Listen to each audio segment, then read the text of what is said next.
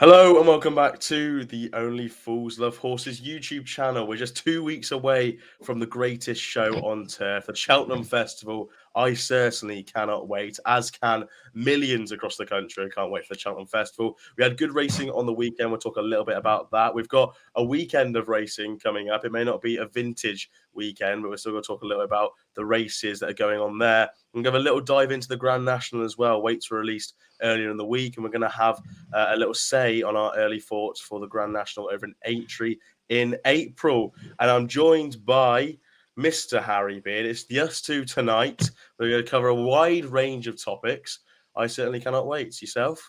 Yeah, I can't wait. Obviously, as you might be able to tell, the Lemsip lover, and you might be able to tell by the sound of my voice right now that I am struggling a little bit. It is that time of year. But I'm glad it's kind of hit me now, this horrible little virus that's going around, that we've got a couple of weeks to, just, I would say sober up, but I haven't actually drank for a while. So get back on the mend, get to 100%, and then we can go all firing on every single cylinder come the Tuesday of the Cheltenham Festival. I can't wait, to be fair. It's just I wake up every day, sleepless nights, and I'm thinking I've got nothing else to do at 3:30 in the morning, so I'm just going to check Twitter, and there's something going on. There's something. Harry, we were scratching around beforehand to try to find something to start the video off, and I said I've got a secret I'm going to start the video off today with. I want to test your horse racing knowledge. Is this the ABC? Pressure. This is going to be the ABC, yes, isn't it? It's the ABC challenge. Right. So you have to think of a horse for every letter of the alphabet. I've got to stop watching. I'm going to give you a minute, and we're going to start it off. I can do it for you then. I can do it for you. Well, yeah, that's fine. No worries. But I'll have a little bit of a head start. I'll try to remember what you said, but I'll go for you, and I'll start it. Ready? In 3, 2, 1, go.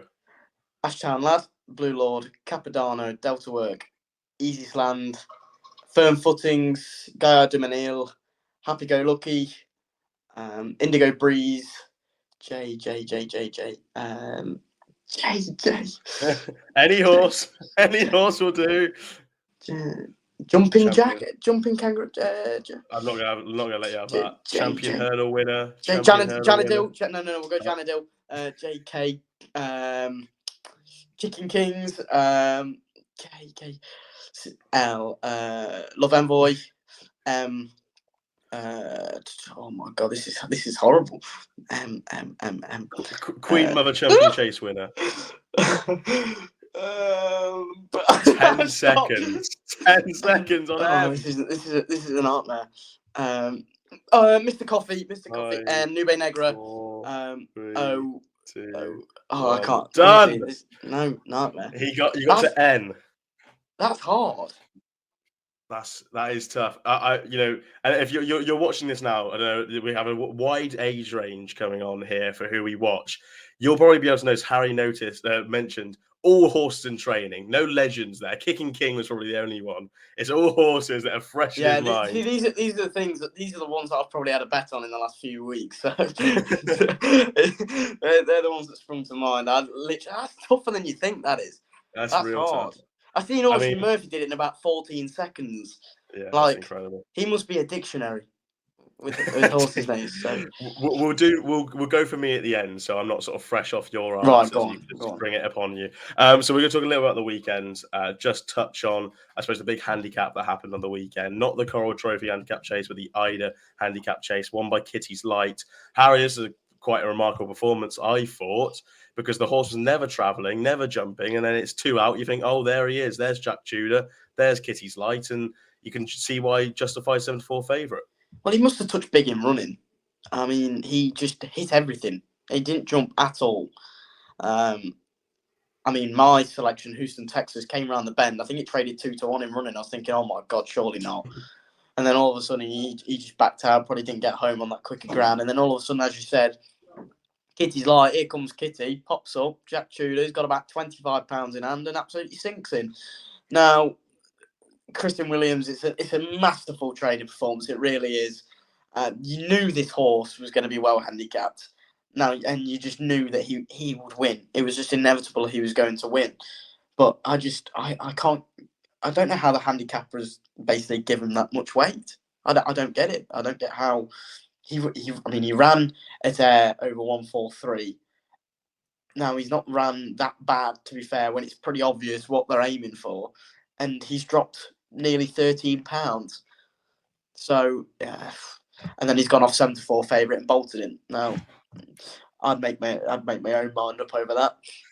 I think in fairness, in fairness to connections, so if you actually have a scan through, sort of like from last year, so running brilliantly last year, was second in the Coral Trophy Handicap Chase off 140 to Cap Nord, then second to Win My Wings in the Scottish National, and then third to Hewick in the Bet 365 off 145. So that's brilliant. Obviously had a break off, come back into the summer, good to firm grounds, doesn't mind the good ground, but good to firm ground at Chepstow.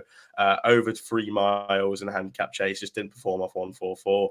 First run back, you can maybe forgive that. Then the next race at Ascot, the London Gold Cup, 3 miles, good ground, 6 off 142. And then it's like another good ground over 2 miles, 6. And then it's soft ground at Kempton, and it's soft ground the next day. So you can maybe see why the handicappers don't get me wrong. £20. Don't get me wrong. Like, I have no problem with it, because if you're a punter, you just know this horse is basically absolutely primed for its life to win on Saturday. And he won doing handstands in the air. 2 lengths doesn't justify it, because if he actually jumped a fence, it'd probably be 22 lengths. So I just think that listen, Jack Tudor gave it a brilliant ride.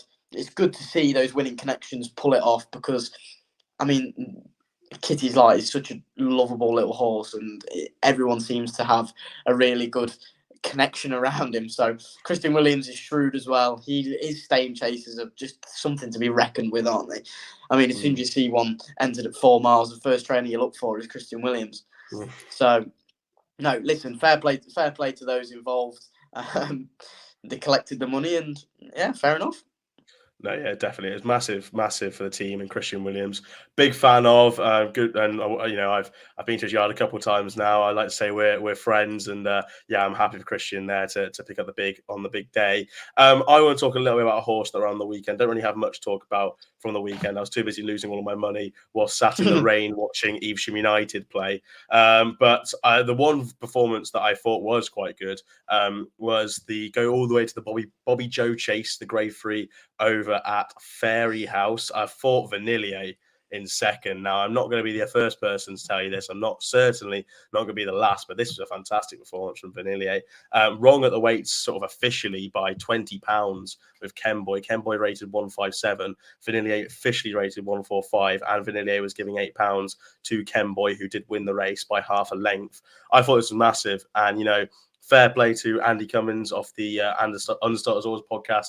He put Vanillier up for the Grand National at 100-1. And you can see that. You can really see why Vanillier must now go and have a good chance in something like a Grand National. I thought went really well there, was just held at the finish there. Even the horse in third there outrun his mark a little bit. Now where or when, officially rated 127, was carrying the same weight as Kenboy, is only finished a length and a half behind. So make your own judgments about that for where that could go next for handicapping purposes. Was given £8 the run, so 135 you say is fairly well treated going forward. But sticking with Vanillier, and I suppose sticking with the Grand National, we're going to talk a little bit about the Grand National with the weights being released. Vanillier got an official mark of 148, I believe, for the Grand National. Don't quote me on that. So we'll put him in nice stead for the Grand National, 25-1. And you have to say with his back class, the Albert Bartlett back in the back a couple of years back now, just been a little bit like touch and go with Vanillier. Like I was happy to leave him the Cheltenham race he ran in last season when a few people were liking him. It was the race at Sattler on the National Hunt Chase. Just the form coming into that, I don't know what it was, maybe the maturity going over fences. I spoke to Lucinda Russell a little bit about Ahoy Senor, saying the fact that horses, they're not machines. They come into these different graded and different class and different events from their last season. It takes a little bit of time for them to adjust to it. He came into novice chasing, was third to Lifetime Ambition, then went and beat Fancy Foundations in a 4-runner race at Punchestown. And then after that was beaten comfortably by Fury Road, comfortably by Statler, and then comfortably by Statler again, and went back over hurdles and was beaten 7 lengths by Classical Dream at Punchestown. So you could say that last season was a bit of a disappointment. That's probably why the handicapper has been happy to sort of brandish this horse who won Albert Bartlett of mark of 148, and now goes into a national off that mark. And you have to say he's probably one of the best handicap horses in the race. When you have to say, Harry. Yeah, you would say, wouldn't you, really? It's just wide open at the minute, isn't it? I'll tell you what is a disgrace. Manila Time's still priced up when every man and his dog knows that horse has been retired.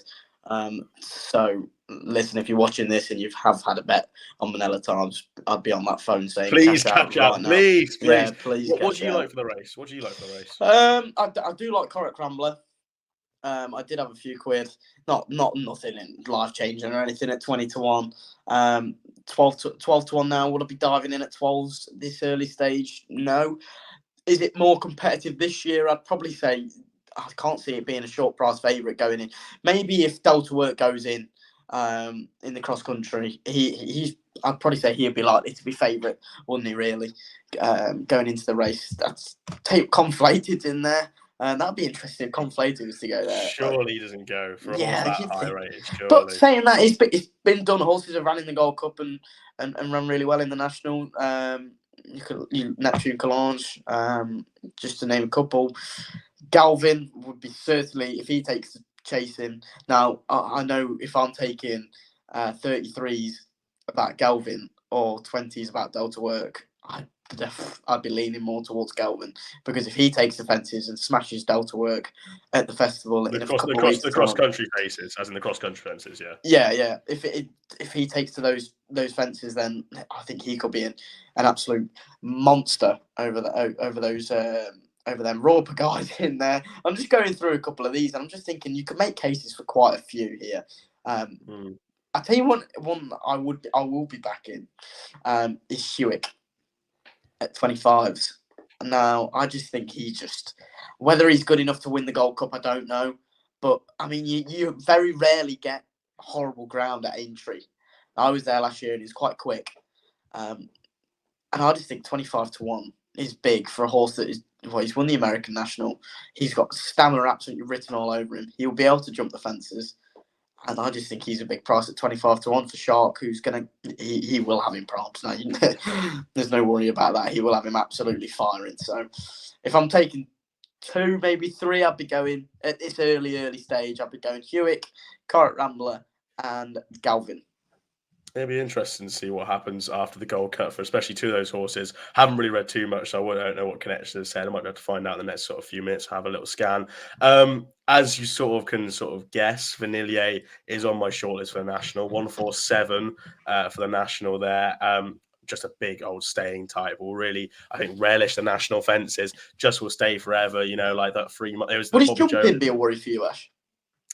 Look a little bit, but he wasn't too bad on the weekends. He wasn't too bad. Yeah, I think if he takes to it, then oh my God, he is a player, isn't he? Yeah, and the national fences aren't what they used to be. That's fairly obvious now. Yeah. It will be a worry. It's probably the biggest worry about him, but I wouldn't say that for a horse who's got a fair amount of experience over fence, I wouldn't be too worried about it. He'll stay forever. I think 3 miles might even be cutting it too short for him. He'll stay for a while. The Bobby Jones 3 mile one. Yeah, 3 mile 1.5 is what Vanillier was second over in the Bobby Joe. So, you've got to be interested by that. I think of 2 horses that I'll mention, but they're not my sort of stronger bets. I think Mr. Incredible was, excuse the pun, very incredible, I thought, at Warwick. So only finished second, so I will do it. Just came for an absolute mile back in the classic chase. I thought he's very good. Willie Mullins seems to think he's very well handicapped as well. So I think he has to have a massive chance. So is Lamilos. He's only chucked up £6 for his win in the Coral Gold Cup. The old Hennessy. He saw that out well, in my opinion. Dan Kelso having trained to a minute. There's one for you. If you want to train a horse for one occasion, it is Dan Kelso. Do you know what you should probably do? You should probably get on the double. If Lamilos wins, you should want Harry Skelton doing the eagle as he passes the line, because that would be a request to bet double for the ages, wouldn't it? That, yeah. Even shot, yeah. I thought Lamilos has to have a go. And then the 2 that I've actually circled out, I'll give the big price horse out the way, first of all. Hill 16 for Sandy Thompson, something like 66-1 for this horse. Was second in the 2021 Beecher to Snow Leopard S, was seventh in the 2022 renewal of the race. Now, we're staying on at the finish, was actually overtaking Snow Leopard S at the finish in the 2022 Beecher, was back in seventh, about 13 lengths behind. Snow Leopard S, was well handicapped going to that race because went and ran well in the Grand National Trial at Haydock after that. Sandy Thompson, just reading through a few quotes, thinks that this horse is a proper stayer. Didn't want to run him before the national weights were released. He got a nice mark, I think of around 145, but don't quote me on that. I'm just going to go check on my screen. Thinks well handicapped, wanted to go potentially to the Ida or another race after the Grand National weights, hasn't gone to the Ida.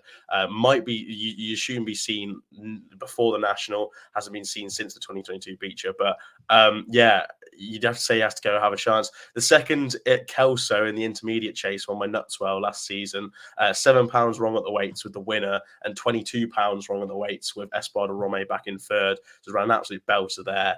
Was third to Sounds Russian at Kelso in October as well. Now Sounds Russian has gone to finish second in the Cotswold Chase since. Everything stacks up to say that Hill 16 is massively overpriced, but the horse I'd say I'm quietly confident on to run a big race. Ain't that a shame for Henry de Bromhead? He looks loud. If you're talking about what was the horse I was mentioning above there, Vanillier, talking about a horse that looks like once about 9 miles. This horse looks like it will stay.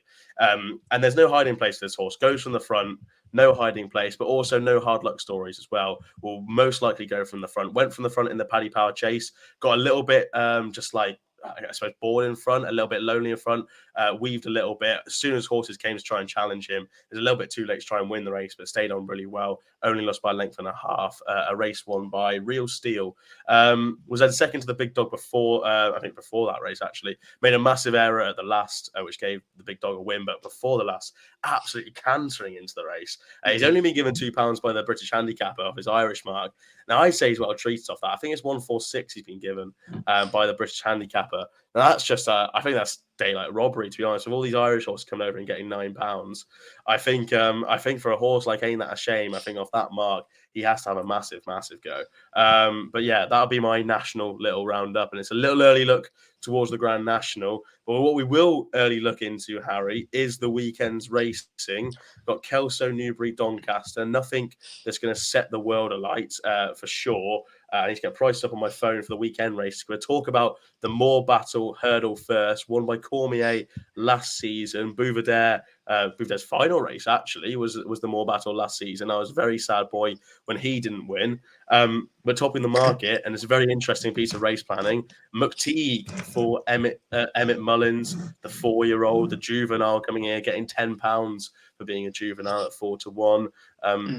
Teddy Blue, 13-2 for Gary Moore. Le de Sud, pronunciations galore there. Dan Skelton, Harry Skelton, 7s. Colonel Mustard, 8s. You can have what you like about the rest. Harry, have you had a little look to the Morebattle yet? Yeah, do you know what? I actually really like the Gary Moore horse in here. Teddy Blue beat on his penultimate start. He was third in the Betfair for one. Now that's a cracking run. Now he's actually dropped £3 for that to 130, which, bearing in mind there was only 2 horses in that race, All Can Risk and the absolute handicap Good Thing in Farley Bay. He's finished best of the rest, which for then getting, well, effectively, because Caelan Quinn was taking 5 off, he's technically gone up £2. But if they put another claimer on him, he'll be running off basically what he won off at Lingfield. Now, his Lingfield run, this is what I want to get to. He absolutely dotted up, absolutely bolted in. And now in third that day was Horvari for Ollie Murphy. Now, you just look what Horvari came out and did last week at Lingfield. Ash, do you know? You put yourself on mute, you clown. I don't know. You caught me there. I was just scanning on the Racing Post. I was hoping I was unmuted. And what I said there was I don't know what the horse has done. No. Well, he won by 15 lengths. Very nice. The form has been, well, very, very, very well franked. I just think he's got conditions. It's going to be good, pretty much good ground at Kelso. We've had a bit of rain, haven't we, recently, but not a lot. So you just listen, 5 lengths behind First Street in the Grade 3 handicap, with Greatwood in there. Those two finish 1-2. Go to the Betfair, and listen, there's probably some decent horses in there. Like Rhubarb was 10th that day. Look what Rhubarb came out. I'm butchering that name, by the way. But look what he came out. Rubo. You can have what you like, you know. Rubo. Well, look at what Rubo did last time at Kempton. Absolutely dotted in, jumped like a buck, and won the Grade 2 at Kempton. The form lines are very strong for this horse. 5-year-old, he's got an age on the favourite. I just think 13-2 is a big price. I think he's got a massive chance. So I'm sticking with Teddy Blue here. Yeah, Teddy Blue was a horse that I thought could run really well. I don't know when it was now. I think it was a race that's actually abandoned. I can't even remember what the race is called now. But Teddy Blue has to have a chance. There's one I like in this. I was actually telling you I mentioned. There's one I do really quite like in this. Go all the way down. I think it's 20-1 for this horse. It's Nell's Son. If I go talk a little bit Nicky about this Richards. horse. Nicky Richards, yeah, thank you very much. The name has escaped me there, the trainer. Nicky Richards is Nell's son. 8 lengths. So if you look at last season's form, was 4th to John Bond in the 2022 Supreme Trial at Haydock, 8 lengths back. Actually won the Premier Novices Hurdle last season, a race that we're going to talk about after this because it's on the same card. Beat North Lodge, who's now rated 142 and was third to Free Stripe Life in the Grade 1 at Aintree. Had Bold Endeavour in behind, who's now 145 chaser for Nicky Henderson. Won a Kelso maiden hurdle as well, so has that real good track, that course form there. Kelso's a really tricky track now, and that's especially that hurdles course, very tricky, very sharp course. So to have 2 wins around it already is very useful coming to a race like this. When chasing this season, started off, just didn't really work for him. Then came back to hurdles, ran a good race over hurdles at Cheltenham on Trials Day. Race won by Hacker de Place, who's now out of the festival, won't be going to the festival. Been dropped £2 for that. He was staying on all the time on Trials Day, even though he's early off the bridle. And I think that he should be right there to be race fit for a race that I believe Nicky Richards will have fond look to in the racing calendar. It'd be one that he wants to win. So Nell's Son 20-1. I can't really believe the price of this horse, really. I think I'll get one mark it's off in a second because I'm just on my Word document at the moment, but it's a very useful mark. And the other horse, 135. Thank you very much. Thank you very much, my lovely assistant. Hello, editor Ash here again. Notice that Nell's Son is also entered for the 3 o'clock at Kelso, the Bet365 handicap hurdle, 0-145. So whichever race he goes to, I'm a big fan of. He's 12-1 for that one as well. Difficult from an ante-post perspective to bet for a race.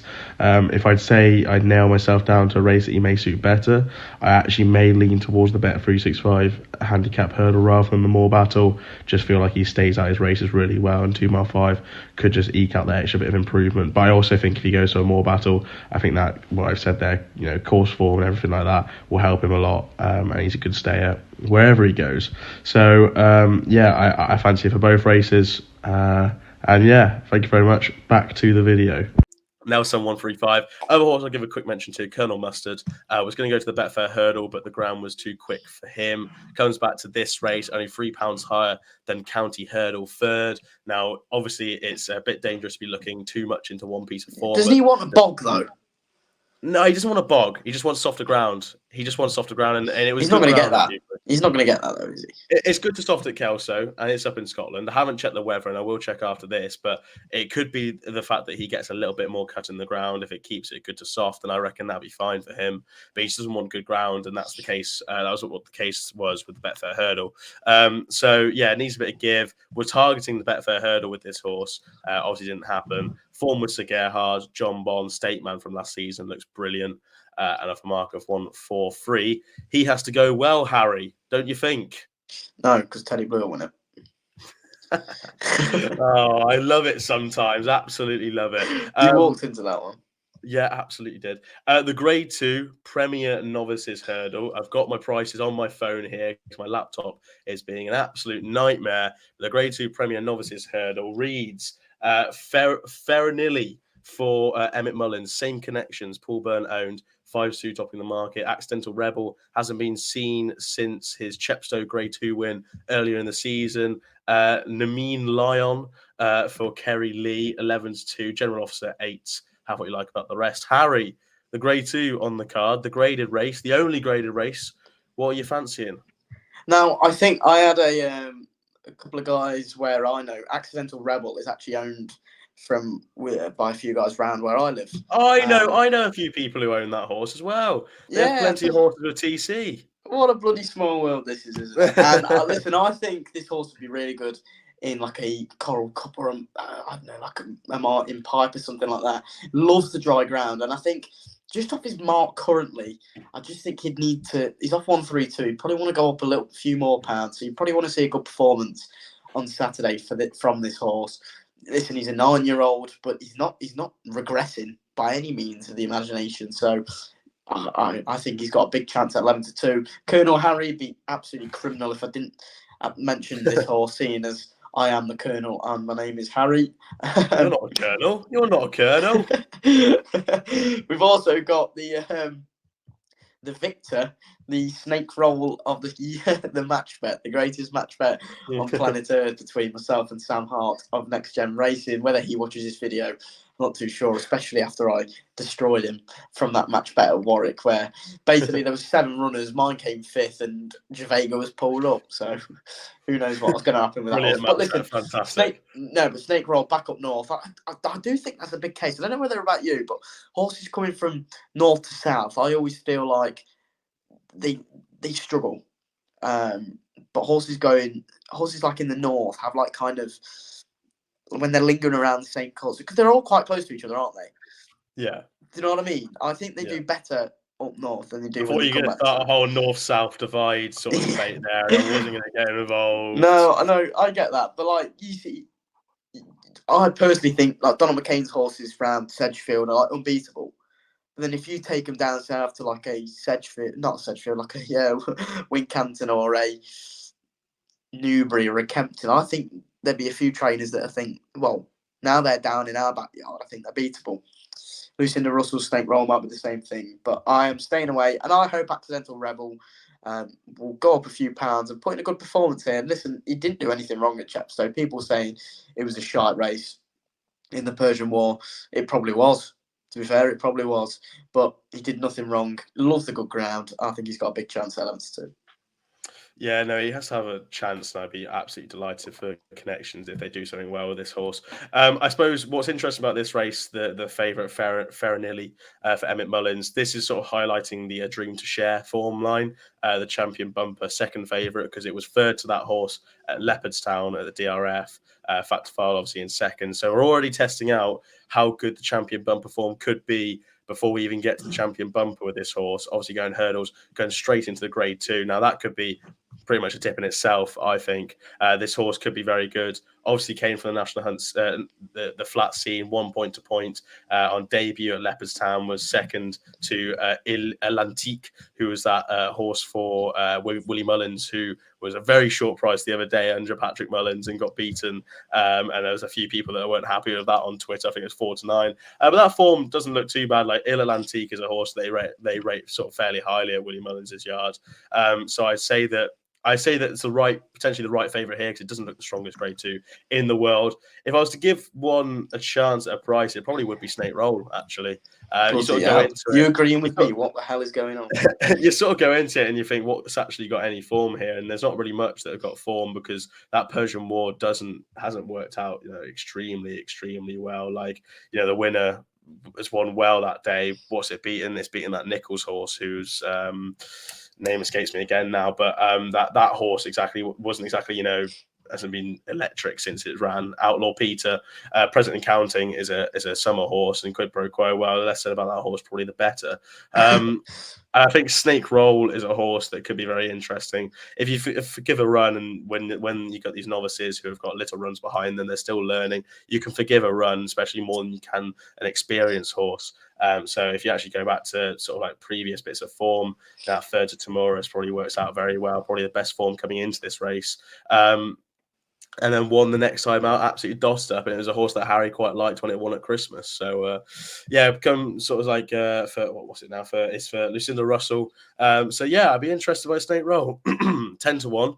Fingers crossed the horse can go well, but I say the favourite's probably quite strong at the top, and if it's not, then a dream to share backers might be a little bit scared. Listen, if that horse drifts, then it's got no chance. Simple as. It's true, though, isn't it? If Eric Mullins smashes it, it's going to win. If not, it will lose. So I'll just watch the market on that. Watch the markets, yeah.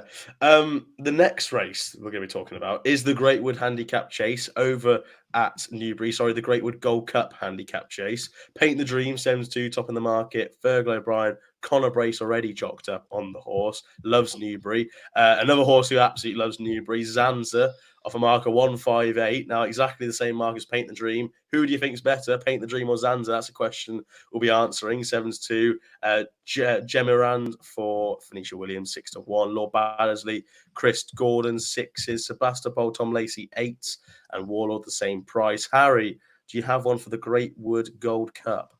Oh, it's a tough one, this, because Zanza, I dare to go against him. They're both 9-year-olds, and if you're going off current form, you have to go with Zanza at the top 2. You have to just go with him, because you look at recent RPRs. In a handicap of 158. Effectively, they're off levels. They're off levels, those two. Zanza and who do you think is the better horse, Zanza or Paint the Dream? Zanza. Oh, I think it's Paint the Dream in a month of Sundays. Round Newbury, I think Zanza will destroy him. But no, you could say the same for Paint the Dream. Paint the Dream's an absolute Newbury specialist. So Zanza, you look at Zanza's record compared to Paint the Dream's record round Newbury. It's ridiculous. How many times is it 6 that he's been to? Let me just count here. 1, 2, 3, 4, 5, 6. Yeah, he's been to 6 and he's won 5 times. Like, that is ridiculous, Ash. That is just crazy. Now, horses for courses. Paint the Dream is another one. It'll be a fascinating match bet. A little bit interesting that he's 11-4 out to 7-2 already at this stage. Zanza has got another entry at Kelso for the listed race, the one after what we just talked about. So I definitely won't be touching it, because if I did back Zanza, he wouldn't win. Can I just say, Paint the Dream's win at Newbury in November was better than Zanza's win in November. Yeah, he did, but on RPR. Yeah, but on RPRs it wasn't. On RPRs it was. It was £2 better. No, it wasn't. What, the one in? Are you saying the one in March? No, the Paint the Dream's win in November, a 167 RPR off a marker 154, carrying like about 9 stone extra compared to the rest of the horses, is better than Zanza's win the Denman Chase. And here's why, and I'll explain why. Zanza's win, all right, fair enough, he won, beat some nice horses, all right, cool. If you actually examine it, Hitman, Paul Nicholls has told all of us in the press that Hitman just blatantly doesn't stay, and that horse is going to the Ryanair, so that horse isn't staying. Was actually getting £4 from Does He Know, who is a nice horse, but again, he's a nice handicapper. Fanny and Destraval was back 19 lengths behind, so was Eldorado Allen 23 lengths. So those two have obviously had run like 10, at least 10, if not £12 below form to be finishing that far back. And you got Kalashnikov all the way back there, and Sam Barrow was pulled up. Like, okay, right, let me answer me this then. Answer me this. So Paint the Dream beat the Widowmaker over course and distance by 14 lengths, granted. He was given a good bit of weight away, but the Widowmaker or Zanza's second to Hitman, which one's better? Which one's better form? I think personally, in my head, of what these horses need coming into a race like this, where it's a handicap and they're both going to be carrying nearly top weight, or they both are carrying top weight, sorry. And you're coming into this, it's Newbury, it's a handicap. I think if you're examining both pieces of form, it's Paint the Dream. But I wouldn't exactly say Hitman got outstayed. They broke the track record. Paul Nicholls said he got outstayed. He's a clear non-stay. Yeah. Is what he said. If Hitman comes half a length second to Zanza, he goes, oh, he just got beat by a better horse. He didn't. But he got beat. This is apples and oranges. You said if he was half a leg second, he was 7 legs second, beaten by Zanza, who loves good ground, and it fell apart. It will be, but it will be good ground. Listen, I just think Zanza will be unstoppable. We'll have a match bet. Here we go. This is the match bet. Zanza versus Paint the Dream on Saturday. There's your match bet. That's fine. There you go. Yeah, $5. Yeah, sure. We'll go for a drink. Yeah, we'll go for a drink. Right, there you go. Anyway, you still owe me one from Charles Day, so. Was it Trollsdale or November meeting? You're making up stuff now. Anyway, what do you actually like for this race? What do you actually like? I actually really fancy Paint the Dream. I'm joking. Didn't even bite. I knew you would say that. I think Sebastopol's a nice price in this. You might call me mad. We might actually agree on this. Jesus. Oh God. But lay. Yeah, this is definitely a place lay everything about Sebastopol. No, I think he's got a big chance. You just go back to his Newbury run. Stage Star has really franked the form. I know he absolutely jumped like a tree that day, but Sebastopol just was up his arse all race, and then he jumped like a buck. Went clear after that, and I was thinking that Stage Star might just outclass him, but my God, like Sebastopol's no mug, and he battered him. Like the Wonderwall was third. Camprond, well, less said about that horse over Fancies, the better. But listen, I just think Sebastopol is probably definitely a value play. If those two kill each other out in front by going a stupid clip, it could just be Sebastopol that picks up the pieces, because he will probably be like a prominent position, and it say, I don't know, turning in, it could just be Sebastopol, Paint the Dream, and Zanza. So yeah, we're forgetting that Sebastopol gave £5 to Stage Star, gave £5 to one. Yeah, but then you've got to understand that. I mean, we were there, weren't we? Like Stage Star just jumped like horrifically. It was awful. And Paul is fairly sort of like, he's fairly confident on the fact that there was something going on the ground that day, and the fact that it just wasn't working for his horses. Maybe it's just a bit too quick, because it was good ground. But that's what Sebastopol absolutely loves. And Newbury have been sort of plagued with good ground this season. But that's something that Sebastopol is going to absolutely love. I think that form is, that Stonewall, it's really quite good. Giving £5 away to Stage Star, Shallow Hurdle winner. Although he's then gone and run the handicap and won off a mark of 142, he's absolutely bolstered up. In that race on trials day, he's absolutely bolstered up. It's pretty much hands and heels from Cobden after the last. And he's absolutely bolstered up. He now is, you say it's an each way chance in something like a Turner's or a Brown Advisory. And for Sebastopol to give £5 away that day is very, very good. The ground will be there. The state that will be stepping up in trip. So that'll be that is the trip. I was getting a bit mixed up there. This will be the same trip, same course. I think he's going to have an absolutely massive chance. And Stan Shepherd, when I spoke to him back on Betfair Super Saturday day, he said that it's a nice horse. They're just waiting for ground with him, and they're just giving him a break because he had a big summer, and they were going to have a break and then find the next sort of suitable race there was for him on better ground. The one I'll give a massive shout to, and it's actually the outside of the field.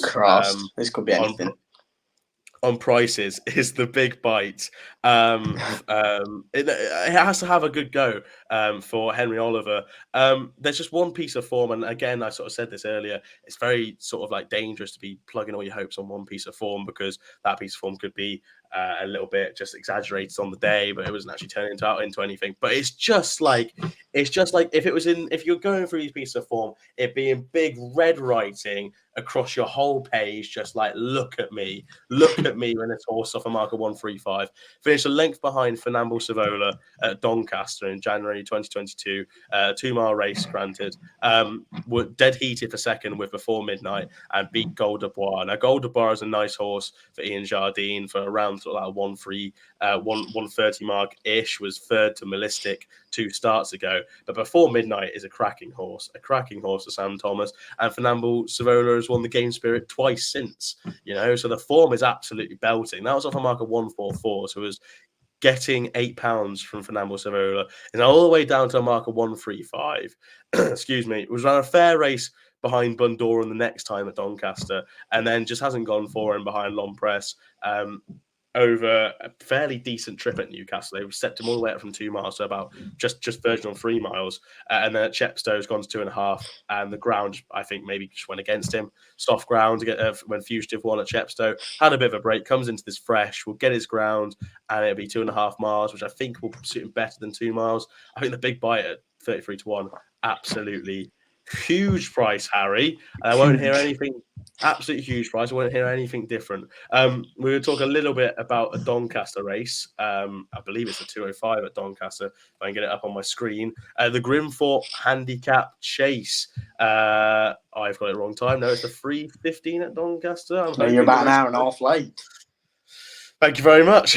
My laptop, honestly, I'm going to chuck it in a bin in a second. The Grimthorpe Handicap Chase, Cooper's Cross topping the market 11-4 for this 3 mile 2 contest. Does he know 4-1? Kim Bailey, David Bass, Castle Robin, 5, Sweet Will, 7s for Gavin Cromwell. It's an interesting entry for the Irish Raider from like a 1-2-6. And you can have what you like about the rest. Harry, have you had a little look at the Grimthorpe? Do you like anything? Do you want me to keep it short and simple for you? Yes. Windsor Avenue will win. Why? Because he'll reverse form with Cooper's Cross. He is probably his best run to date this year. He was only 6 lengths behind Long Press in November at the start of the year. He pulled up at Wetherby on ground that is all. This horse needs good ground. That is imperative. Now, if you just go back to January of last year, he won the valuable Sky Bet Handicap Chase. There was quite a few in that. There was quite some decent horses in there. You look at the likes of Storm Control, Captain Ord, see what Captain Ord's come out and done. And he was giving a lot of weight away as well to both Storm Control and Captain Ord. I think good ground is imperative for this horse at 10-1. Fill them boots. No, I like the angle and I like the horse for the Sky Bet in 2023 when it was 4th to Cooper's Cross. I think just another thing as well. I think Ross Chapman stays on board as well, which is I like it when horses. That was Ross Chapman's first run with. That was Windsor Avenue's first run with Ross Chapman up on top. So for him to keep the ride for this race, which is worth a fair whack, I think that's a big thing. So I think Windsor Avenue is definitely playing this. I think I wouldn't not tell anyone to have a few quid on him because I think he's got a massive chance. No, he definitely has to have a chance coming into this. I think this is quite interesting. I said I liked Cooper's Cross.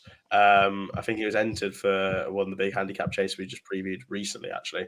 Might even be in the Coral Trophy. And I sort of said that I'd like him. I think that £5, only giving him £5 for his last win is quite lenient. And I'd say probably doesn't reverse the form in the fact that the horse Harry just mentioned there, Windsor Avenue, like 15 lengths to find, been dropped £2, been put up £5, has Cooper's Cross, so there's a £7 swing in the weights.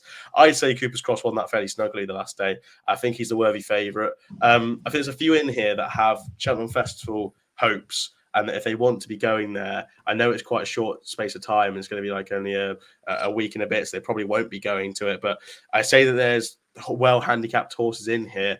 Probably the one, and if he goes, and I hope he doesn't go because I think he's got a cracking chance of the Ultima, is Castle Robin. Now, if you haven't checked out our anti-post video, I gave a massive shout for Castle Robin for the Ultima. Coming here and entered here instead. Paul O'Brien has dropped up, so you're going to be saying that he's probably going to the race. I won't explain fully into why, I went into quite in-depth reasoning for him for the Ultima, but he was 4th to Sounds Russian in Kelso. Really nice piece of form. Won the last day at Sandown quite nicely. Only been put at £4. We'll like that sort of better ground. That softer ground won't be too issue. Maybe the ground might be a bit too good for him. Like I was going off the basis that an Ultima might be good to soft ground, so maybe the ground's a bit too good for him, but I think he's well handicapped. I haven't looks too heavily into the race, so I'd be happy to stick with probably the favourite. I think he's the right favourite. Sorry to be boring there, but and maybe Castle Robin at a little bit of a price. We'll go on to our nap then, our nap of the weekend of our bets. Harry, is there anything that's interesting you? Apart from Windsor Avenue, I am going to go back to Kelso, and it is now this thing is a cert. It is a certainty. 3 from 3 at Kelso is a rightful favourite. I can't see anything beating the horse, and it is. Bear with us. I just need my racing post doesn't load down, does it? What race is it? It's in the 3:35. It's the listed race. It's the one that Zanz is in already. Sounds Russian is the nap. 7-4 currently. Lamilos is there. He won't want to blow his handicap mark by winning this so easily. Galore, disappointed, looked beaten last time at Doncaster when jumping the 2nd or 3rd last. Manila Drama, I couldn't trust that horse as far as I throw him. He looked like he was beat at Kelso against Doyen Breed, and I mean Doyen Breed is rated 132. Sounds Russian would eat him out for breakfast, chop him up on a knife and fork, spit him back out, and still beat Melodrama fat as a pig. So I just think Sounds Russian is an absolute good thing for this. So 7-4, Sean Quill and Ruth Jefferson. I think that's just an absolute cert. Yeah, we haven't previewed the race because the prices weren't there when we looked at them, but the prices are there now. Sounds Russian is 7-4. It's a listed race, so it's not a handicap. I was just looking at it there, and it probably is Sounds Russian for me. Wouldn't be the nap, he's getting weight from everyone. Yeah, you're right. Yeah, you're right. Yeah, I saw it probably say Sounds Russian is a very good bet in that one. I say he's literally the highest rated in the race, 161. The closest one, Zanza, is 158 rated. He won't even go. So then if you go down official rating, you've got Manila Drama, as I just mentioned, who won't get near Sounds Russian. He's got to give £3 plus 7, so effectively £10 to Sounds Russian. Good maths. I know, yeah. It wasn't my strongest point, to be fair. And then you just go down, Lamila Scarlo. He'll absolutely piss him. Yep. I probably I wouldn't agree with absolute pissing, but I never say that about horses. But yeah, I say it's probably the one I'd be siding with. My nap, Nell's son in the Morebattle. I'm going for the big handicap hurdle. Nell's son 20-1. I think everything's going for it, and I will be very, very sweet on his chances at 20-1. Big price there for Nicky Richards. Harry, before we go, but yes, you got. Here we go. Right. I want to change things up just so I know you're not cheating. Okay. So if I can get you to turn around, because you can still hear me, can't you? Yeah. So if you turn around, that means I know you're not looking at your screen. What? You think I have time to type up these horses? No. Yeah, I think all this time you've been doing it. You've been thinking. What did I get? I said Nube Negra. That was my last one. If I could show you my right, okay. I'm gonna. Close your eyes. Close your eyes. That's all right. Close my eyes. That's all I know. So everyone is watching this. This is it. This is big. This is. Have you got a stopwatch? I have. It's all ready. Look. Look. Okay. Right. Yeah. Starters orders. They're off. Sorry, stop it again. For God's sake! I won't have any talking from you in the background. I want to concentrate. All right. Okay. So it's all right for you to say it. It's all right for you to say it to me. Go again. Go. I'll do it this time. Starters orders, flags up. They're off. Abracadabras, Big Bucks, Captain Combi, Denman, Empire Steel, Fernie Hollow, ABCDEFG, Ginny's Destiny, Horton Color, HI, Istabrak, J, Jeski, K, Kicking King, M, L,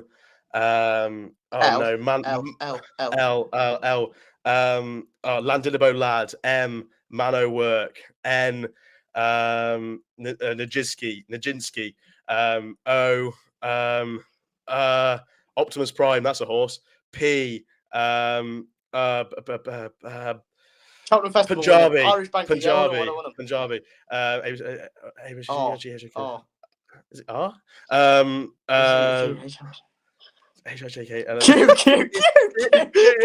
Vega. Red Risk. Is it S next? S, yeah. Sounds Russian. Pitch him up. What on. Yeah, Sounds Russian. T Tritonic. U Can Tango. V. I'm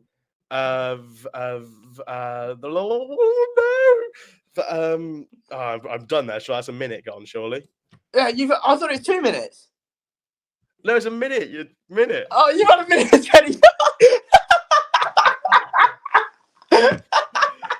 I think I comfortably won that, though. Yeah, you were well in front. So, no, well done, mate. Well done. V. No. Vanillier. We've talked about the horse on this video. V. ABCD. Q. LMNOP QRSTU. Yeah, okay. So we got what we can deduce as we end the video is our alphabet skills. No, we can't do it. That's embarrassing. What did we really struggle on? That was hilarious. It was Q. We went straight to R, and it was we missed out Q, and it's just Corvegas right there. Anyway, thank you very much for watching the latest episode of the Only Fools Love Oh, we've got a Horses question, YouTube Ash. channel. We've got a Oh, question. we've got a question. Right. So I'll ask you the question first. I've got Lee's answer first, so I'll go with Lee. Some of you may have imagined what this answer was going to be.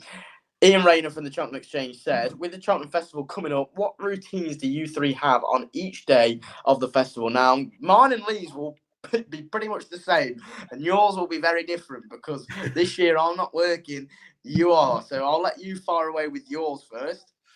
My routine is changed from when I was going as a sort of like with my dad and everything like that. When I was going with my dad, it'd be very simple. Go up in the car, park up at Cheltenham about 12 o'clock. We go in. My dad's a member, so I was a member at the time. So I'll go into the members bar, have a drink or two, and watch the racing. But now, very different. Last year, my Cheltenham Festival week starts on Sunday.